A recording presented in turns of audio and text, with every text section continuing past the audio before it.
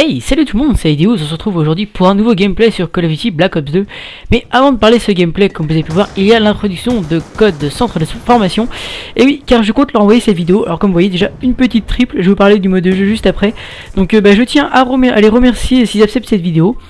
Maintenant je vais parler un peu de quoi cette vidéo va parler, etc. Le gameplay, c'est parti. Alors le gameplay, comme vous pouvez voir, déjà ce n'est pas de moi, c'est de Ilusia, un très bon ami à moi que je remercie d'ailleurs pour me l'avoir envoyé. Et il nous refait à nouveau une triple élimination. Alors ce gameplay, comme vous pouvez voir, c'est un gameplay au FAL, sélecteur de tir, viseur réflexe, en élimination confirmée hardcore sur la map Hijack. Et dans ce sujet, je vais parler un peu du mode hardcore, qui est un mode beaucoup moins joué que le mode normal. Avant cela, je vais juste me présenter et présenter ma chaîne, etc. pour ceux, si la vidéo passe sur Code CF, pour ceux qui seraient intéressés. Alors moi tout d'abord, je m'appelle Aideouz ou Maxime IRL. Je suis un youtubeur de 16 ans, youtubeur depuis bientôt 2 ans, donc j'ai 16 ans, bientôt 2 ans que je suis sur YouTube. Et j'ai très bientôt 900 abonnés, là c'est à une dizaine d'abonnés près. Je filme en HD grâce à un Avermedia Dark Crystal HD Capture Station. Ce nom barbare signifie juste boîtier d'acquisition HD. J'ai quand même plutôt pas mal de bon matériel, j'ai vraiment pas mal investi dedans pour pouvoir proposer des vidéos d'un minimum de qualité. Après je fais des vidéos sur énormément de jeux, bien sûr du Call of Duty, du Battlefield, du Minecraft, c'est un peu la base. Je fais aussi du Halo 4, du Rocksmith, j'ai fait du Lollipop Chainsaw, Rise of Nightmares, Split Second Velocity, enfin voilà, je fais vraiment beaucoup de jeux différents, j'essaye de diversifier un maximum. Et je fais aussi, du moins je vais commencer, et ça va venir un peu plus souvent, des covers guitare. Donc en gros je vais rejouer, vu que je suis guitariste amateur, je vais rejouer une musique, le passage, seulement l'instrumental guitare, que je rejouerai par-dessus la musique, pour ceux que ça intéresse. Alors revenons au gameplay, c'est une tentative médaille nucléaire en émission confirmée hardcore, je l'ai donc dit, au FAL sélecteur de tir. Et comme vous pouvez voir, cette partie a commencé très bien, avec des triples enchaînés, etc. Mais malgré ces triples là, il s'est quand même fait tuer. Au passage, il a mis un headshot à un allié. Petite erreur.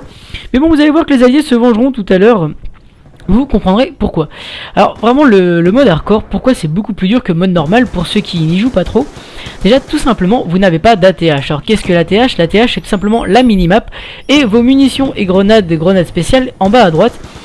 Et sans ça, vraiment, c'est dur de se repérer. Bon, vous dites qu'il n'y a pas de minimap, pourtant il y a 2 secondes, il y avait la minimap en haut à gauche. Mais tout simplement, car quand on envoie un drone ou une microstation orbitale, la minimap apparaît quand même, sinon votre score trek ne servirait à rien et ça serait un peu dommage. Après, un aussi gros point commun, un des gros points de l'hardcore, c'est la vie. En effet, en normal, vous avez donc 100% de vie. En hardcore, si je me souviens bien, c'est 60 ou 40% ou 50% de la vie que vous avez en normal. Donc vous mourrez beaucoup plus vite, comme vous pouvez voir, il tue vraiment super vite avec sa FAL sélecteur de tir. Mais il se fait aussi tuer super vite. Et là en fait, un autre gros point de l'hardcore, c'est que vous ne récupérez pas votre vie quand vous prenez des balles. Par exemple, le FAL, il tue en 2 balles en hardcore, si je ne me trompe pas, 1 balle dans la tête, 2 balles dans le reste du corps. Donc imaginez, vous prenez une balle de FAL, vous pouvez camper pendant 3 minutes dans un coin pour que votre vie remonte. Elle ne remontera jamais, c'est-à-dire qu'à partir du moment où vous avez pris une balle, la deuxième vous sera toujours fatale, même 10 minutes après. Et ça vraiment, pour faire une série de 30 kills, je vous assure, c'est vraiment beaucoup plus difficile. Alors, bien sûr, vous doutez bien que cette série, elle sera vraiment pas loin de la médaille nucléaire, ou peut-être qu'il va débloquer la médaille nucléaire. En tout cas, je peux vous dire que à quelques kills d'avoir sa médaille nucléaire, ou quelques kills après l'avoir eu, un allié va le tuer. Et là, c'est vraiment le gros suspense qui se pose, c'est est-ce que l'allié va le tuer juste avant d'avoir sa médaille nucléaire, ou alors juste après. Juste avant quand même, ça serait vraiment rageant, là c'est...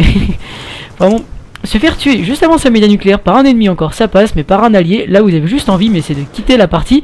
Et je ne rage jamais, mes abonnés pourront le prouver. Je suis vraiment un joueur qui joue pour le plaisir avant tout, et malgré ce qui m'arrive, je ne rage jamais, sauf contre ma connexion, mais c'est pas des joueurs. C'est ma connexion et c'est sur n'importe quel jeu, ce n'est pas que sur Call of. Alors vous pouvez voir qu'il enchaîne avec une magnifique quinte feed. Et il les a pris un peu en spawn trap. Alors ça aussi c'est une chose que sur la map Hijack c'est très simple de faire. C'est le spawn trap, comme vous pouvez voir. À partir du moment où vous restez au milieu avec vos alliés, les ennemis respawneront toujours là. Et là c'est pas seulement en démolition comme le spawn trap habituel, c'est vraiment en MME, en élimination confirmée, dans tous les modes de jeu, domination, etc. C'est vraiment très simple de spawn trap sur cette map. Là vous pouvez voir qu'il n'avait plus de munitions dans son FAL. Alors il était un peu en panique, parce qu'il faisait une grande série. Du coup il avait sorti son couteau et là il voit un allié, il se dit je vais pouvoir jouer sécurité s'il y a un allié, c'est à dire que le spawn a changé. Il nous ramasse une petite Scarage silencieux et il va donc continuer sa série avec bien sûr le gameplay sera pas entièrement au FAL, hein, malheureusement. Ça a vraiment été je pense plus joli parce que le FAL est quand même plus dur à utiliser pour moi que la Scarage, malgré que je n'ai utilisé aucune de ces deux armes, hein, mais une arme automatique pour moi ça reste quand même un peu plus simple. Après c'est mon avis personnel, je sais très bien que des personnes seront plus à l'aise à l'arme semi-automatique plutôt que automatique. Après c'est chacun son style de jeu. Voilà, donc là il continue à enchaîner les ennemis tranquille. Et là mais il était vraiment à quelques kills d'avoir sa médaille nucléaire, hein, c'était vraiment tout juste. Et là il cherchait les ennemis, vous voyez, il refait un petit kill. C'était vraiment là il commençait à stresser, hein, parce que il m'en a beaucoup parlé. Il débloque son Nadav. Et il aurait pu jouer par exemple la sûreté et continuer sa série pour débloquer la médaille nucléaire. Mais vous allez voir qu'il va plutôt préférer lancer son Nadav et continuer sa série médaille nucléaire après. Il cherche tout simplement à se cacher, hein, parce que ça serait vraiment bête de mourir dans son Nadav à quelques kills de la médaille nucléaire. Et aussi vous pouvez voir, même s'il ne fait pas exactement tous les coins, il évite vraiment de passer par le middle. Bon bah sauf là, mais bon, je pense que c'était un peu l'adrénaline. Mais il passe très rarement au milieu de la map. Et c'est quelque chose vraiment qu'il faut faire, hein. Si vous voulez faire des grandes séries, passez pas au milieu. Vous serez la cible parfaite pour tous les ennemis.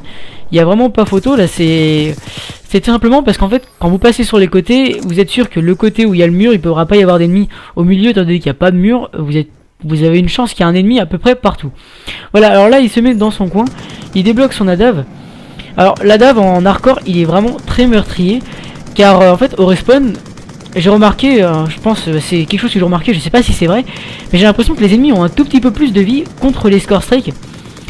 Mais avec la DAV, enfin voilà, c'est vu que c'est quand même de l'hardcore et qu'ils ont beaucoup moins de vie, il meurt super rapidement. Au passage il débloque à nouveau son aéronef furtif, je sais même pas s'il avait lancé le premier, hein.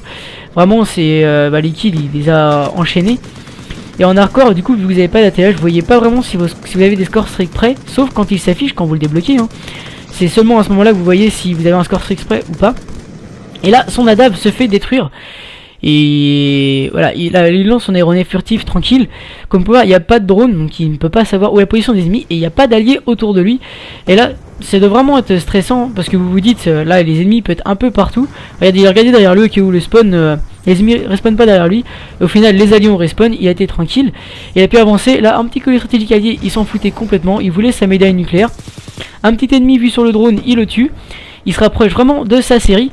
Là vous voyez, il y a un ennemi dans les escaliers, il le tue, il débloque sa médaille nucléaire et un allié le tue. C'est vraiment un peu le, le fail de la partie. Il débloque sa médaille nucléaire et même pas une seconde après, un allié le tue. Voilà, donc je vais laisser ce gameplay ici, je vais le couper car la suite après n'est pas forcément intéressante. J'espère que ça vous aura plu. Si Code CF me upload, je vous remercie et je remercie aussi tous les abonnés qui passeront sur ma chaîne. Et moi je vous dis à la prochaine. Salut.